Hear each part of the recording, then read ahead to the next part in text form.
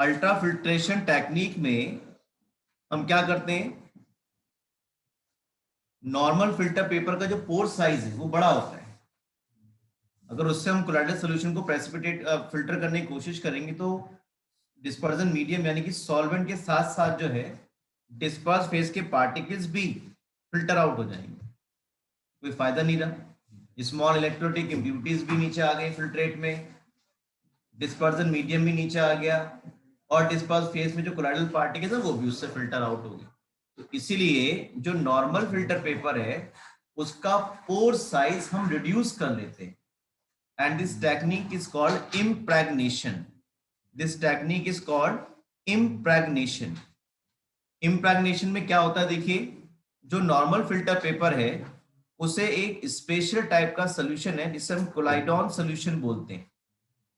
ये कोलाइडॉन सोल्यूशन आप देखेंगे, it is a 4% solution of nitrocellulose in a mixture of alcohol and ether। कई बार question पूछा जा चुका है जेईई में, नीट में, व्हाट इज अ कोलाइडॉन। तो 4% solution of nitrocellulose in a mixture of alcohol and ether is called कोलाइडॉन। क्या purpose है इसका, जो नॉर्मल फिल्टर पेपर है उसे हम इस कोलाइडॉन सोल्यूशन में सोक कराते हैं, जिससे ये नाइट्रोसेलुलोज जो है ये पोर्स पर, नॉर्मल फिल्टर पेपर के पोर्स पर डिपॉजिट होके उनका जो पोर साइज है उसे रिड्यूस कर देता है। सोक कराने पर आप देखें किसी पेपर को किसी भी सॉल्वेंट से आप ट्रीट करा, वो थोड़ा सा सॉफ्ट हो जाता है और उसके खराब होने के चांसेस भी ज्यादा रहते हैं। तो उसको हार्ड बनाने के लिए क्या करते हैं, इसके बाद हम इसको फॉर्मल्डिहाइड से ट्रीट कराते हैं। तो hardening is carry out by formaldehyde, और फाइनली उसको ड्राई करके that filter paper is now ultra graded filter paper. Ultra graded means हमने उसी ग्रेड को इंप्रूव कर लिया by reducing the pore size. कैसे रिड्यूस किया, कोलाइडॉन से सोक करा के। कोलाइडॉन क्या है, 4% solution of nitrocellulose in a mixture of alcohol and ether। और हार्डनेस किससे कराएंगे आप, फॉर्मल्डिहाइड से कराएंगे।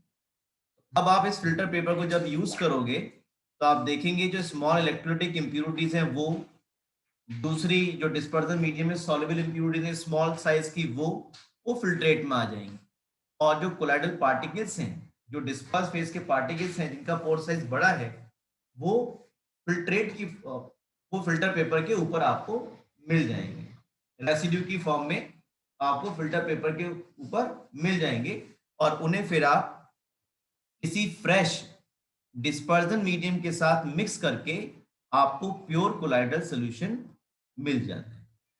इस टेक्निक में रेट बढ़ाने के लिए हम ऐसा भी कर सकते हैं कि जो फनल हम यूज कर रहे हैं उसके एक एंड से हम सक्शन पंप अटैच कर दें, तो सक्शन जो है वो फास्ट हो जाएगा।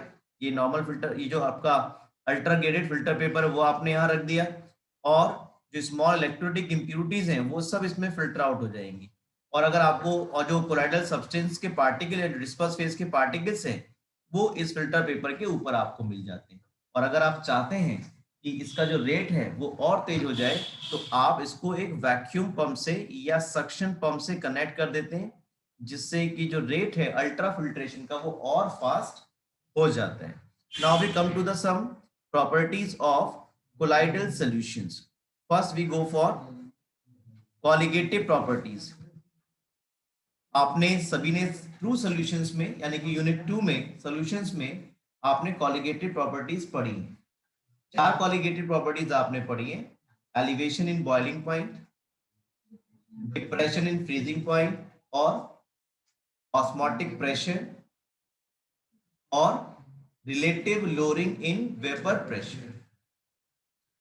कॉलिगेटिव प्रॉपर्टीज किसी भी सॉल्यूशन की वो प्रॉपर्टीज हैं जो केवल और केवल नंबर ऑफ पार्टिकल्स पे डिपेंड करती है, does not depend on the nature of solute.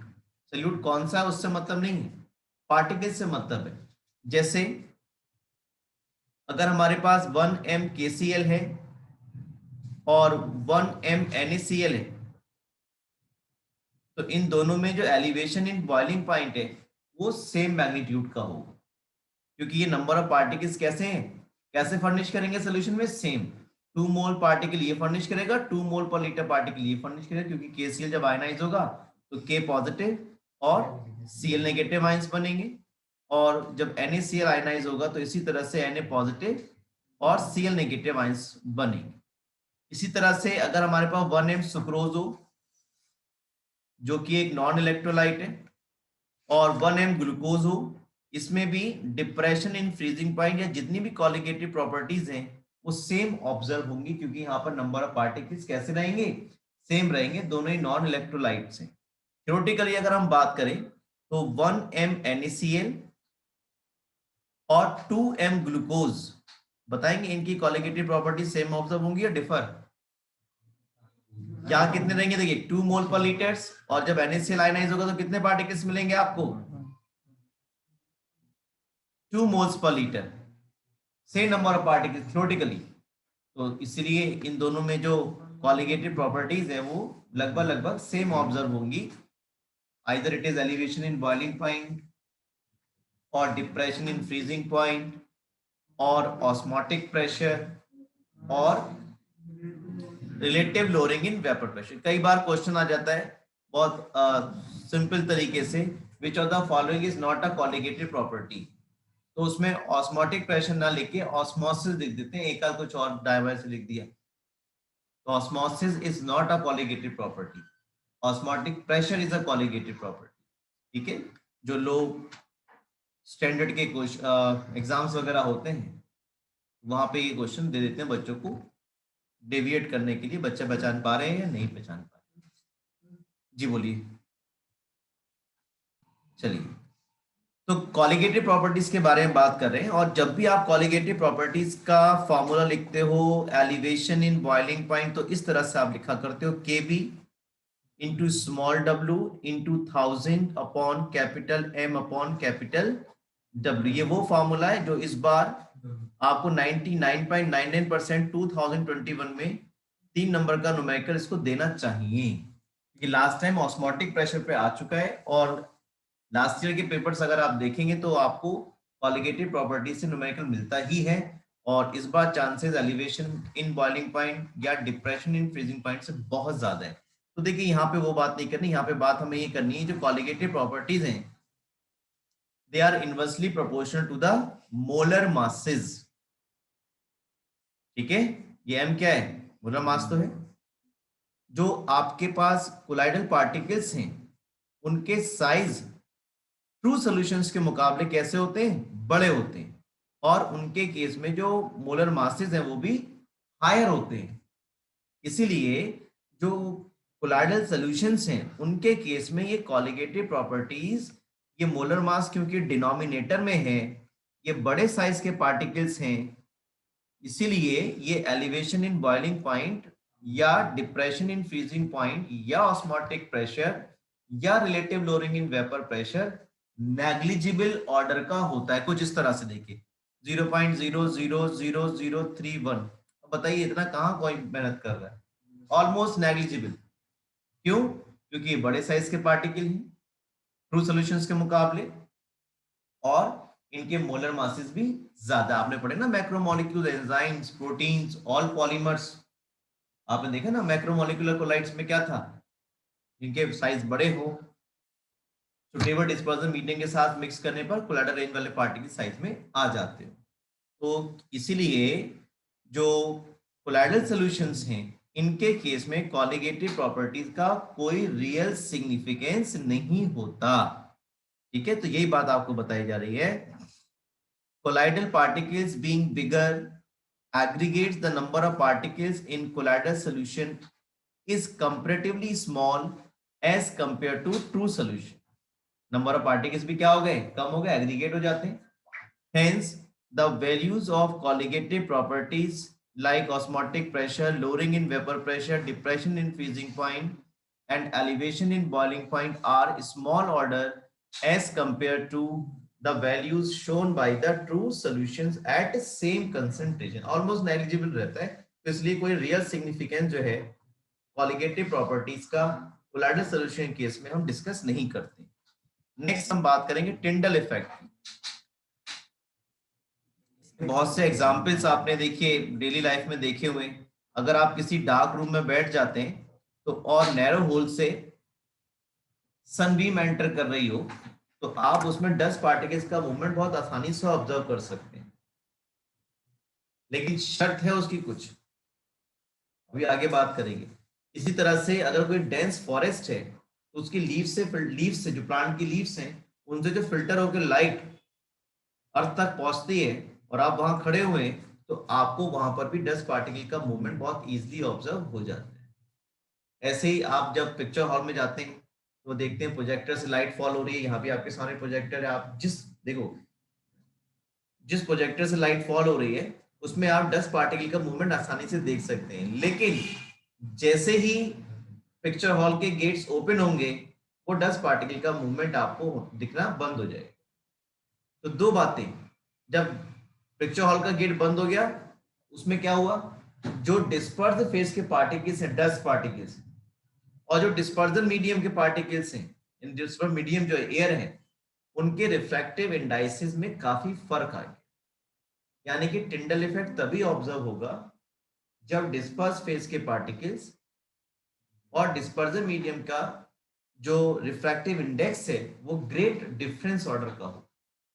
और जैसा मैं आपको बता रहा था, कभी पिक्चर हॉल में आप देख रहे हो तो जो प्रोजेक्टर जिस डायरेक्शन में लाइट फॉल कर रहा हो स्क्रीन पर उसी डायरेक्शन में आप फेस करके खड़े हो जाइए, आपको डस्ट पार्टिकल नहीं दिखाई पड़ेंगे। डस्ट पार्टिकल आपको तभी दिखाई पड़ेंगे जब आप परपेंडिकुलर हो, आप 90 डिग्री पे है, इन्हें देखेंगे डस्ट पार्टिकल। जो बच्चा राइट में बैठा है इस बीम के प्रोजेक्टर की आपको दिखेंगे, लेकिन जो बच्चा सामने देख रहा होगा उसे डस्ट पार्टिकल नहीं दिख रहे होंगे। बताओ भाई। हाँ? नहीं नहीं, अभी भी दिख रहे हैं, हमें तो अभी भी दिख रहे हैं क्योंकि हम 90 डिग्री के एंगल पर हैं। जो बच्चे 90 डिग्री के एंगल में बैठे हुए हैं, 90 डिग्री के एंगल में बैठे हुए वो देख सकते हैं।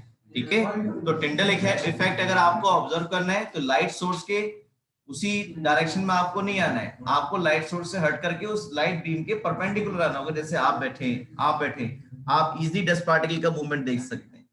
ठीक है, तो टिंडल इफेक्ट आप समझ गए क्या हो रहा है। कोलाइडल पार्टिकल्स जो हैं, जो डस्ट पार्टिकल्स हैं, उनका साइज ट्रू सॉल्यूशंस के मुकाबले कैसा है, बड़ा है।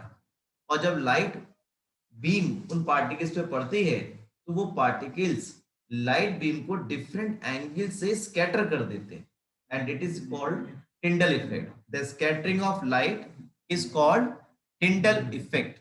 और ये टिंडल इफेक्ट जैसा कि आपके सामने ये फिगर बनी हुई है, इस फिगर में भी हम ऑब्जर्व कर सकते हैं। इसके में हमने क्या किया, देखिए एक कोलाइडल सोल्यूशन ले लिया है और उस कोलाइडल सोल्यूशन में हमने पैरेलल एक लाइट सोर्स रखा हुआ है। ठीक है ना, और आप देख पा रहे हैं माइक्रोस्कोप जो रखा है वो इस लाइट सोर्स के परपेंडिकुलर रखा हुआ 90 डिग्री पे, देख रहे हैं आप। जब आप यहां से ऑब्जर्व करेंगे तो आप देखेंगे इस कोलाइडल सोल्यूशन में आपको लाइट की स्कैटरिंग दिखाई पड़ेगी जब आप इस लाइट सोर्स के परपेंडिकुलर इसको देखेंगे। ठीक है, और ये जो कोन बन रही है bright cone, it is called Tyndall cone. और आप देखेंगे जैसे ही डस्ट पार्टिकल से इस कोलाइडल सॉल्यूशन के पार्टिकल से लाइट बीम स्ट्राइक करेगी वैसे ही आपको यहाँ पर चमक प्रोड्यूस होती दिखाई पड़ेगी। ठीक है, तो ये आपका एक डायग्रामेटिक रिप्रेजेंटेशन है कैसे हम परपेंडिकुलर होकर के लाइट सोर्स के कोलाइडल सॉल्यूशन के केस में स्कैटरिंग ऑफ लाइट देख सकते हैं। आप ऐसा एक वर्किंग मॉडल भी बना सकते हैं। क्या करना है आपको, एक जो शूज वाले बॉक्सेस होते हैं ना, उनके अंदर आपको यहाँ पर एक ग्लास फिट कर देना है। यहाँ पर आपने ग्लास फिट कर दिया, ये या कोई ट्रांसपेरेंट पन्नी लगा दी, एक मॉडल बनाना है आपको।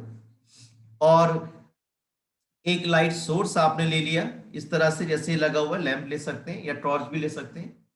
और एक कॉन्वेक्स लेंस यहाँ पर यूज कर लिया जो लाइट को कलेक्ट करके फिर इस सोल्यूशन के अंदर पास करेगा। और जब आप एग्जाम और इसके अंदर इस बॉक्स के अंदर आपने स्टार सोल्यूशन या कोई भी कोलाइडल सोल्यूशन जो है मिल्क वगैरह या कुछ और सोल्यूशन भर करके आपने इसके अंदर रख दिया। और बॉक्स तो भाई बंद होगा तो डार्कनेस उसके अंदर रहेगी।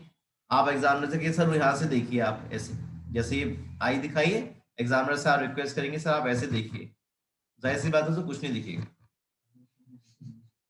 उसे कुछ नहीं दिखेगा। बोले सर यही हमारा मॉडल है, हम आपको ये दिखाना चाह रहे हैं, हाँ हम आपको ये दिखाना चाह रहे हैं कि सर यहाँ टिंडल इफेक्ट ऑब्जर्व ना होने के दो रीजन हो सकते हैं। The diameter of the disperse particle is not much smaller than the wavelength of the light used। कहने का मतलब ये है टिंडल इफेक्ट अगर ऑब्जर्व करना हो तो दो कंडीशंस को फुलफिल होना चाहिए। पहली कंडीशन क्या है, जो डिस्पर्स फेज के पार्टिकल का साइज है और जिस वेवलेंथ की लाइट आप यूज कर रहे हो वो लगभग लगभग सेम ऑर्डर के होने चाहिए, उनमें बहुत ज्यादा डिफरेंस नहीं होना चाहिए। The diameter of the dispersed particles is not much smaller than the wavelength of the light used। यानी कि जिस वेवलेंथ की लाइट आप यूज कर रहे हो और जो डिस्पर्स फेज के पार्टिकल का साइज है वो लगभग लगभग सेम ऑर्डर का होना चाहिए। तो जब हमें वहां ऑब्जर्व नहीं होगा, एग्जामिनर को ऑब्जर्व नहीं होगा तो उससे कह देंगे सर देखिए ये हो सकता है। इस वजह से जो है आपको ये टिंडल इफेक्ट या स्कैटरिंग और लाइट ऑब्जर्व नहीं हो रही होगी। और सर एक बात और भी हो सकती है, जो रिफ्रैक्टिव इंडाइसिस है, प्लूरल है इंडेक्स का ये, जो रिफ्रैक्टिव इंडाइसिस हैं डिस्पर्स फेज और डिस्पर्जन मीडियम के वो बहुत ज्यादा डिफरेंट नहीं है बाय देयर मैग्नीट्यूड। यानी कि अगर टिंडल इफेक्ट ऑब्जर्व करना है, जैसे मैंने आपको बताया रिफ्रैक्टिव इंडाइसिस जो है डिस्पर्स फेज और डिस्पर्जन मीडियम के कैसे होने चाहिए, ग्रेट डिफरेंस के होने चाहिए। जब पिक्चर हॉल का हॉल के जो गेट्स खुल गए एग्जिट वाले तो डिस्पर्स फेज और डिस्पर्जन मीडियम के रिफ्रैक्टिव इंडाइसिस कैसे हो गए, सेम हो गए, इसलिए वो डस्ट पार्टिकल का ऑब्जर्वेशन आपको नहीं मिलेगा।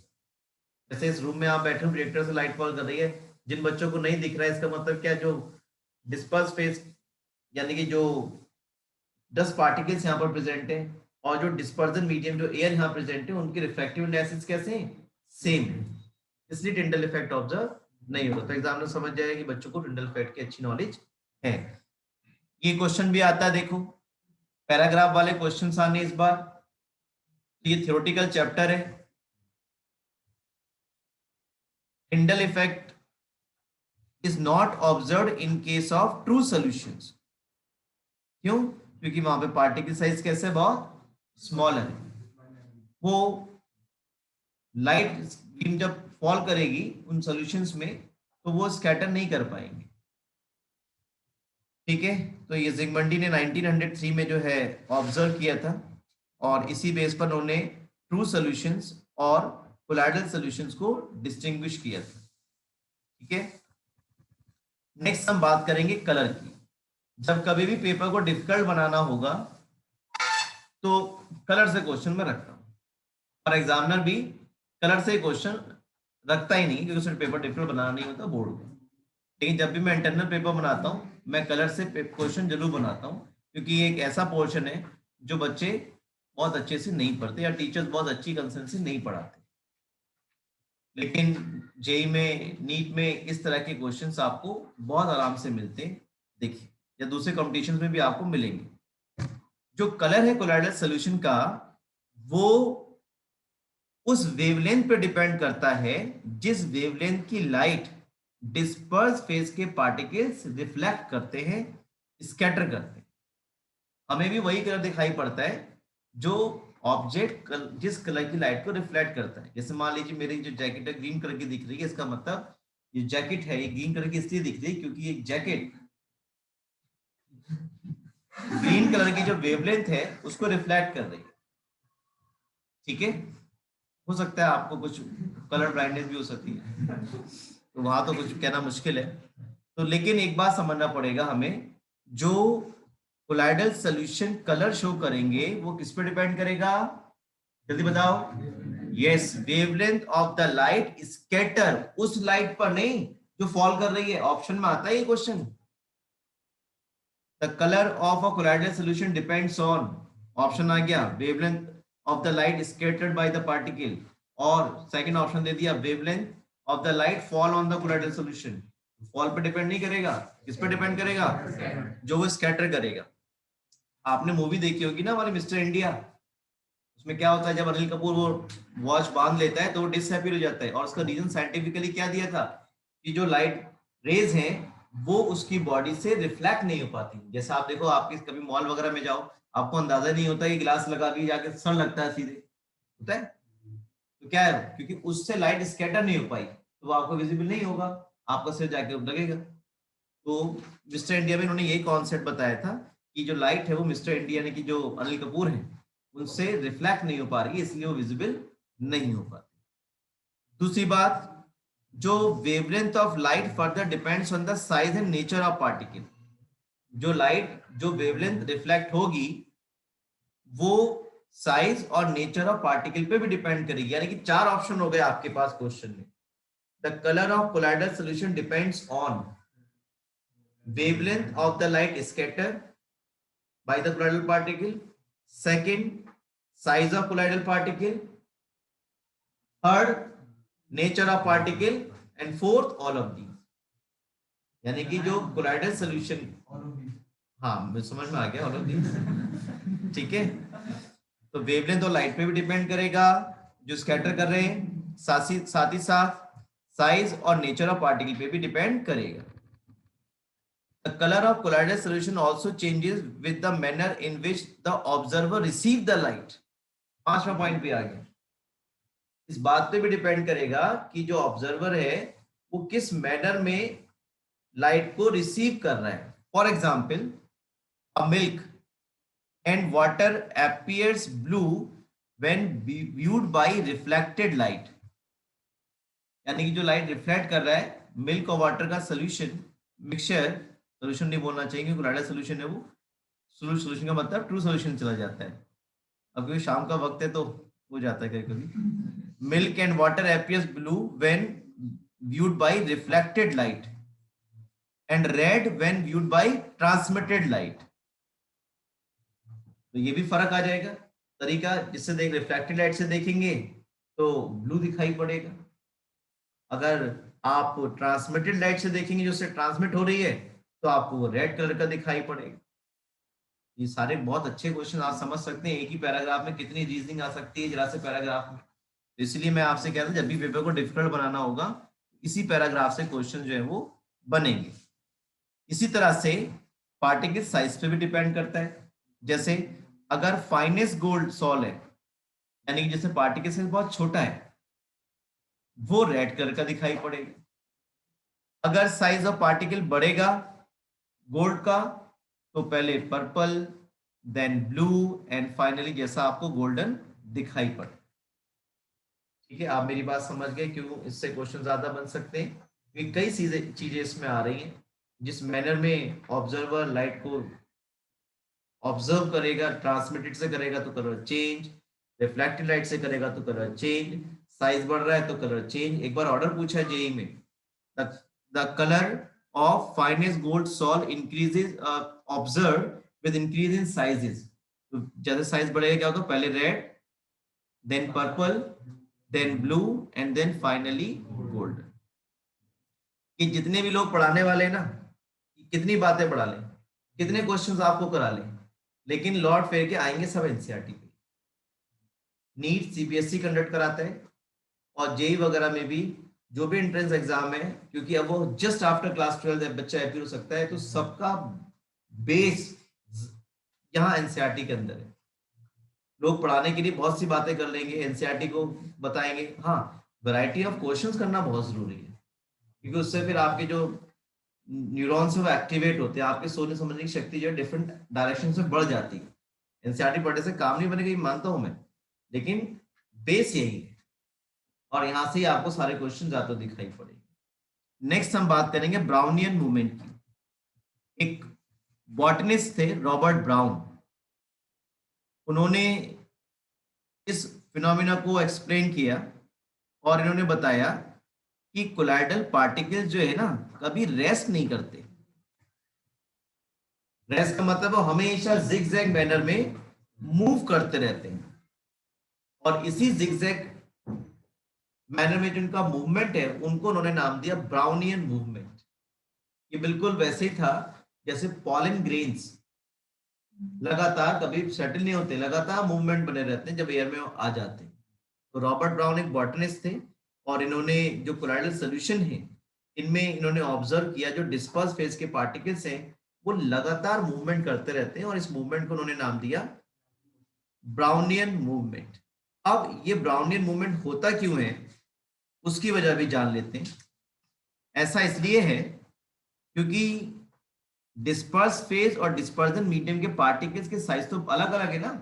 डिस्पर्जन मीडियम के पार्टिकल साइज है less than 1 nanometre true solution वाला जो सॉल्वेंट होगा आपका, जो डिस्पर्जन मीडियम होगा, और जो डिस्पर्स फेज के पार्टिकल्स उनका साइज कैसा है 1000 से 1 से 1000 नैनोमीटर के बीच का। तो इसीलिए उनमें अनबैलेंस्ड बम्बार्डमेंट होता है। अनबैलेंस बम्बार्डमेंट का मतलब है जैसे दो ट्रेन सेम स्पीड से आ रही है, आमने सामने टकरा गई, दोनों एक तरफ से एक दूसरे को उतना ही करेंगे। जैसे दो पहलवान लड़ रहे हो सेम वजन के, दोनों में सेम पावर, तो क्या करेंगे, कहीं मूव नहीं कर पाएंगे। लेकिन जब एक हल्का पहलवान होगा, एक भारी भारी थप्पड़ मारा इधर गिरेगा। वही चीज है यहाँ पर भी। यहाँ पर भी जो अनबैलेंस बम्बार्डमेंट है उसकी वजह से जो है डायरेक्शन लगातार चेंज होता रहता है और वो डायरेक्शन कभी भी स्पाइरल वे में नहीं होगा, हमेशा स्ट्रेट लाइन में होगा। इस बात को ध्यान रखेंगे, ठीक है। The Brownian movement has been explain due to the unbalanced bombardment of the particles by the molecules of the dispersion medium. इसका रीजन ये है the Brownian movement has a stirring effect. ये बड़ा इंपॉर्टेंट पॉइंट है, last year या last year question आया है। Why colloidal salts are stable.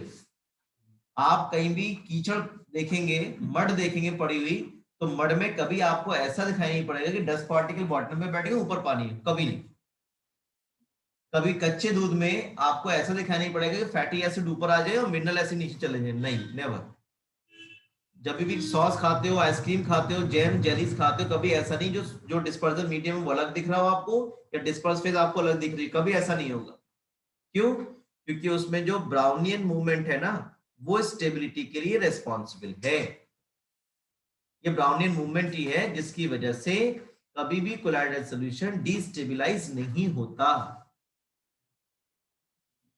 देखिए ये क्वेश्चन आया है, which movement is responsible or what factor is responsible for the stability of colloidal salt। तो बच्चों चार्ज नहीं लिखना है वहां पे, क्या आप चार्ज बता दें, क्या लिखना है, ब्राउनियन मूवमेंट। यहाँ लिखा हुआ भी हमारे एनसीईआरटी में, the Brownian movement has a stirring effect which does not permit the particles to settle and thus is responsible for the stability of salts। तो जब भी stability of salts की बात होगी, क्वेश्चन आ चुका है कई बार और बच्चे चार्ज पे आंसर करके आते हैं। ये वो बात नहीं पूछ रहे कोएगुलेट होंगे या नहीं होंगे, बात समझ रहे हैं आप।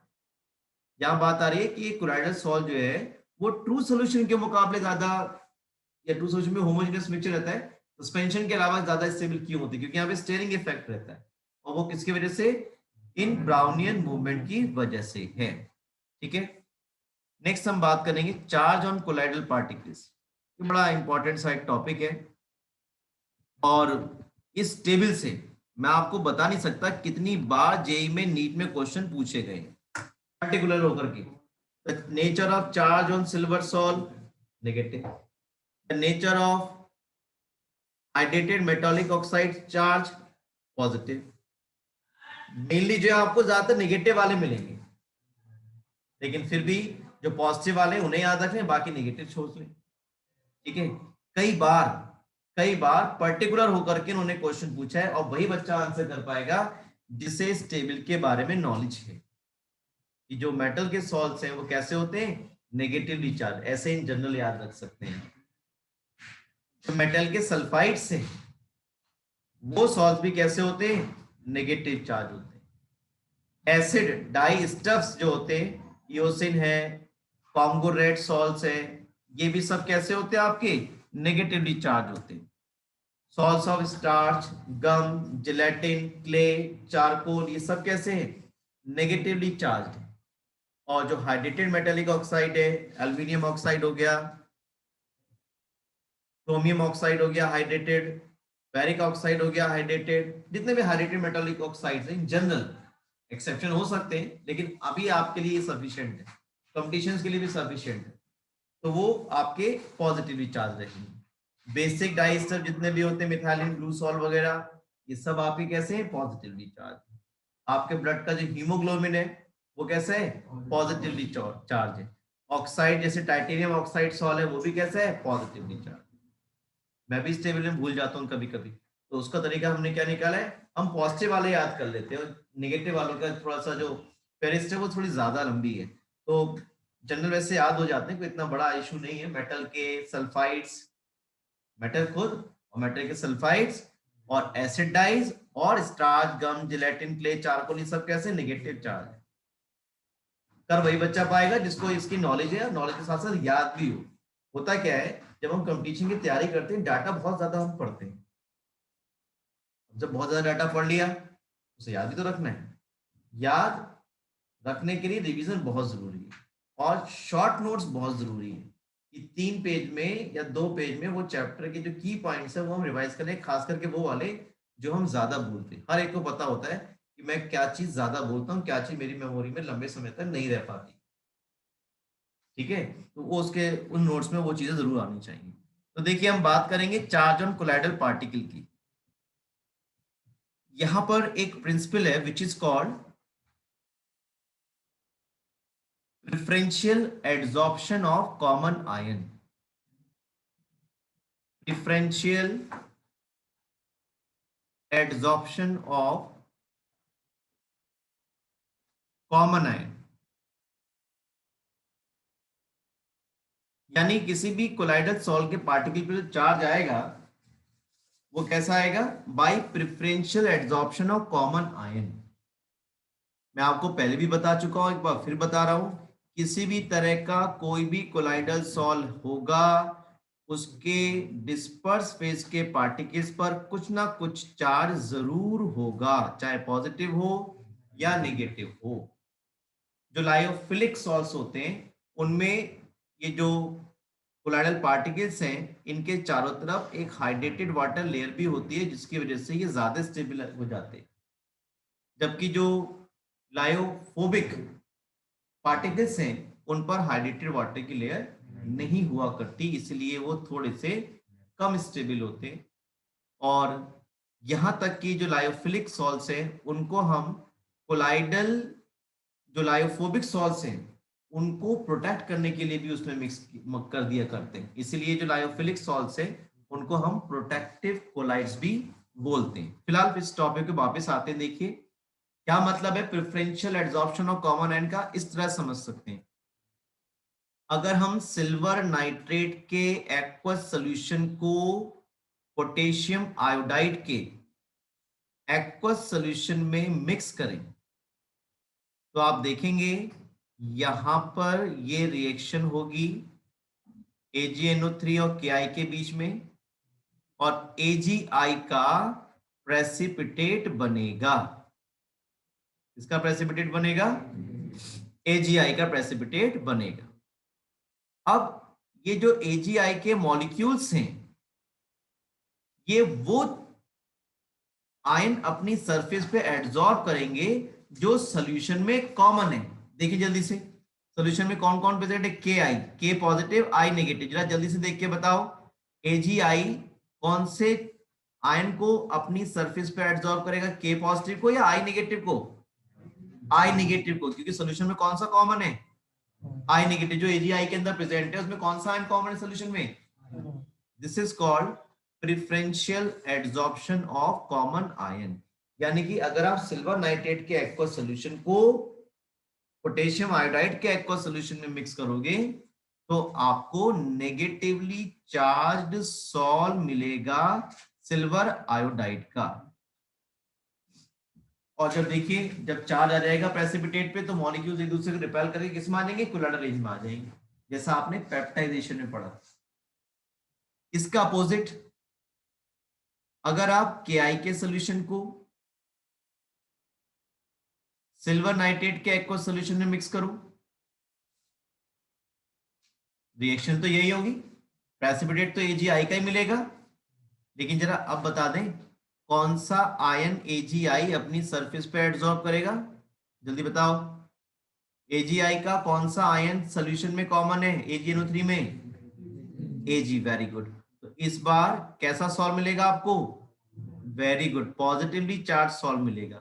यानी कि जो आयंस हैं, यानी कि जो कोलाइडल पार्टिकल्स हैं, वो सॉल्यूशन में उन आयंस को अपनी सरफेस पे एडसॉर्ब करने प्रेफर करते हैं जो उस सॉल्यूशन में कॉमन हो, and it is called preferential adsorption of common ion. अगर आप सिल्वर नाइट्रेट के एक्वस सॉल्यूशन को KI के सॉल्यूशन में मिक्स करेंगे, AgI का प्रेसिपिटेट मिलेगा, और क्योंकि सॉल्यूशन KI का है तो AgI में आप देख पाएंगे I नेगेटिव आयन सॉल्यूशन में कॉमन है, वही I नेगेटिव आयन जो है AgI की सरफेस पर एडसॉर्ब हो जाएगा, और इस तरह से आपको नेगेटिवली चार्ज सॉल्व मिलेगा सिल्वर आयोडाइड का।